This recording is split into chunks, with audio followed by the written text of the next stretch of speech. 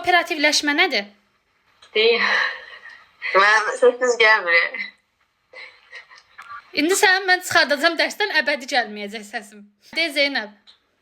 Kombinləşmə ki, bir məhsul üçün başqa Kooperativləşmə. sənayələrin birləşməsi.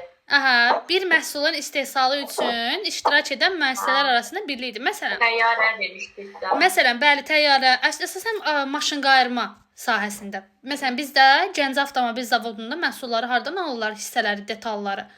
Belarusdan, Rusiyadan.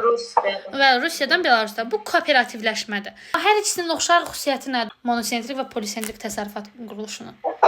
İkisində sentrik sözü var.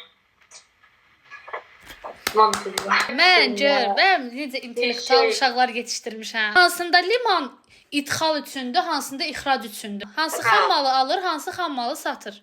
Xam malı alan ixrac etmiş ölkədir, satan da etməkdə olan. Etməkdə olan ölkə. Dən Almaniya ilə Türkmenistanı müqayisə eləsək, Aysu. Hansında polisentrik.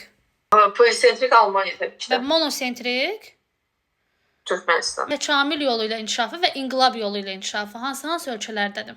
Ki, inkişaf etməkdə olandaydı, 3-4 inkişaf etmişdəydi. Ay, sağ ol. Birinci sektor nədir? Məsələn, faydalı qazıntıları idi.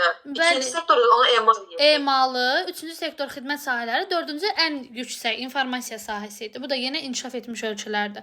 Yəni 1 ilə 2-ci sektor etməkdə olan, 3 ilə 4-cü sektor inkişaf etmiş ölkələrdir.